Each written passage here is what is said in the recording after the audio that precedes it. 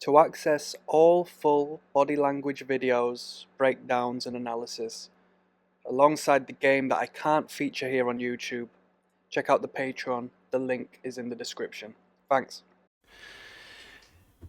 Everyday Superpole, where we talk body language, relationships, game, everything in between. Let's continue onwards with our deep dive, with our analysis, with our attraction and repulsion, observational assessment of this video we have been watching. If you're just joining me now, don't you worry, you're going to learn a lot, alright? You're going to pick up the game of a lifetime. But with that being said, if you want to really ensure you know what's going on and put the pieces together and have far sight as opposed to short-sighted tunnel vision, I'd recommend you start from the start of this playlist.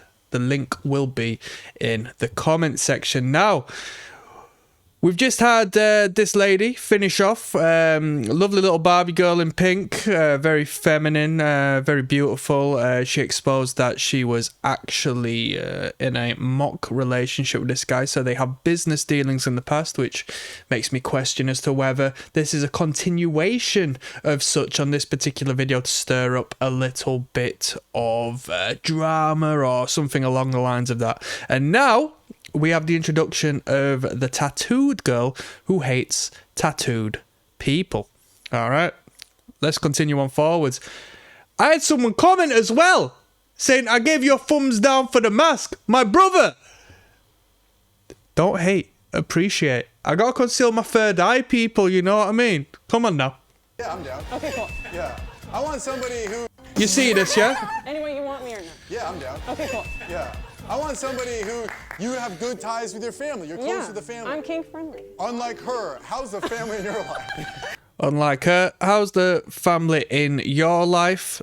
He says, you know, in reference to her clear, rebellious nature. Okay. A hee and a ha-ha.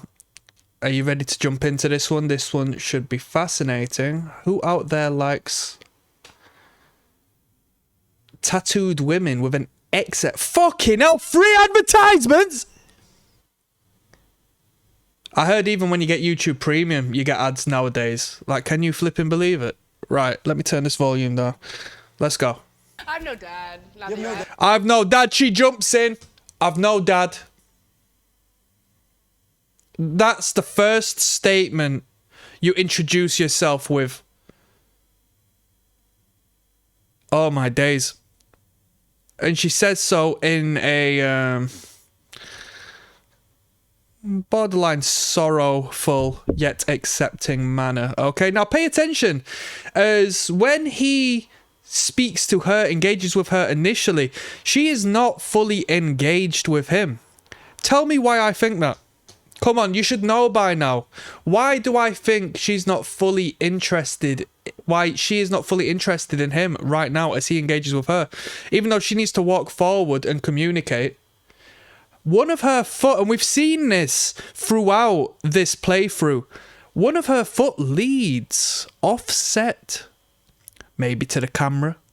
Maybe to one of the producers. Maybe to the exit. Have you ever thought about that? That foot, and wherever it leads, wherever it points to, is what she's really thinking of. What's really existing within her state of mind.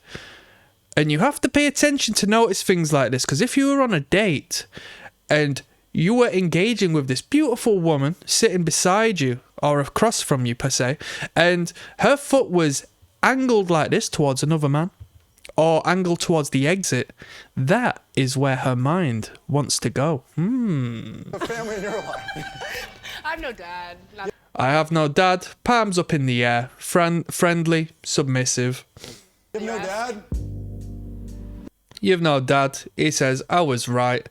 He mirrors her open palm gesture, up in the air, submissive in value, honest, exposing the central side. I hope he doesn't fold his arms up. I hope we have a difference in communication with this lady, because, you know, he's been quite obstructive up until this point. Hi, I'm... So, he might have his hands entwined at this moment, covering the crotch, but it's not as bold as the complete obstacle of the arm cross barrier he's had up until this point. So we've got Coco here, right? As we've spoken about the lips before, the lips represent the other set of lips in the nether regions, right? So when they are aroused in the nether region, they engorge with blood, okay? That gives not only a colour, which tracks us to red lipstick and pink lipstick, but it also creates a puffiness, right? Which is then mirrored in the cosmetic procedure of lip filler, all right? The women probably don't even know why this is the case, but they go forth and get it anyway, right? It's abnormal. It's tampering with God's creation. So, you know, whether it's right or wrong, up for debate. Do you think this lady has an OnlyFans? That's my question for today. So, palm gesture, open, out. Let's go. Coco. Right. Oh, perfect. What did she say? Hi, I'm Coco. Right. Oh, perfect. I race motorcycles. I race motorcycles, she says in a ditzy way. And why does she say that in a ditzy way? Because I think this is a monkey see, monkey do thing within females. The upwards inflection at the end of a statement. So when you make a statement, it's direct, it's concentrated, it's straight. So if I say, I have a whiteboard, it's a statement. Whereas if I say, I have a whiteboard, that upwards inflection poses that statement as a question.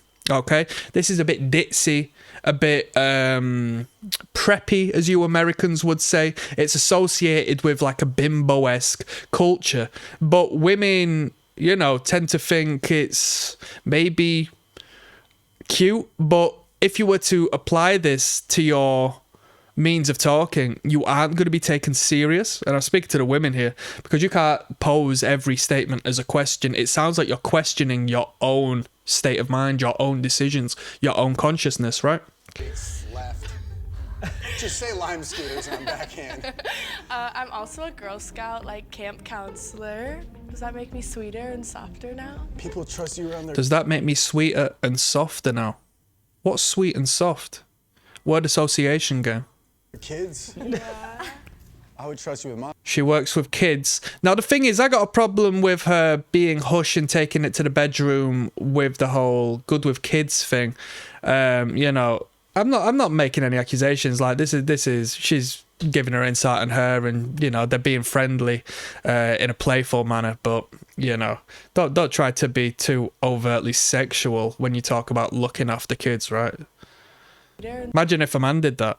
You know what I mean? Softer now? People trust you around their kids. People trust you around your kids. Yeah. Yeah, she creates movement, garnering attention to the neck. Movement attracts attention. She turns her head away from him, exposing the neck, which is a submissive gesture. Now, this is like so performative. So not only do we have the masking of the skin via the tattoos, we have the masking of the personality and the reality through the behavior, the you know, the acting that we see before us. And we've got the Botox and the lip fillers and everything in between with the masking of the face, right? We don't see the actual individual at this moment in time until you let your, you know, your borders down and you allow me to go on a mental safari through your mind. You know what I mean? But she's on this program. Her attention has been to the camera crew more than the actual, you know, other people up until this point. So, you know, she's going to be looking in the comment section to say, oh, who's the tattoo girl? What's the name of the tattoo? What's the art of the tattoo girl? This is her intention, right? I would trust you with mine. Yeah, perfect. I could have them too. Holy shit. Not on birth control? Not today. Yeah. Yeah, right. Yeah, we got it. Not on birth control. She says, not tonight. Holy shit. Not on birth control? Not today. Not today. Pouts her lips. Remember what we spoke about when it came to the lips, okay? Yeah. Yeah, right. But as she pouts the lips, she doesn't look at him. Once again, she looks over in the direction of the camera crew. Not today. Why does she do that? Yeah, right. Yeah, we got it. Right. Perfect. Right. Right, she says perfect. As she says perfect, she shrugs her shoulders in a defensive manner, almost brushing off the fact that he's like not giving her something she needs. Pay attention to that. Look, that was quite an abnormal response, right? Let me give you that playback speed. Watch. Yeah. Watch the shrug of the shoulders. Look. Perfect. Perfect, she says.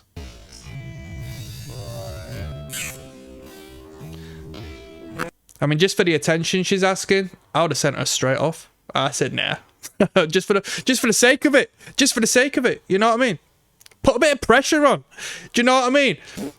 Yo, do you know like in politics when like the boss man just like assassinates someone in front of the rest of them, and it puts the fear of God in the rest of them. You gotta act out.